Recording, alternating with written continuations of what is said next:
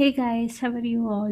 You know what? I can tolerate being sick. I mean, of course, I cannot tolerate, but then again, like being sick is a different thing, and catching cold and cough is an entirely different thing. Like, why do we even get cold and cough? I just hate it so much. And whenever I catch cold and cough, I be like, please, God, G, please just like take it away from me. Let me breathe. Let me eat food. Let me drink water. Cold happens, nose blocks, I cannot breathe.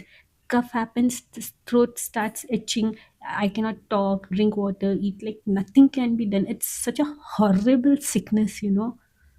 I'm so done with this cold and cough. Anyways, you guys take care of yourself and stay safe. Bye bye.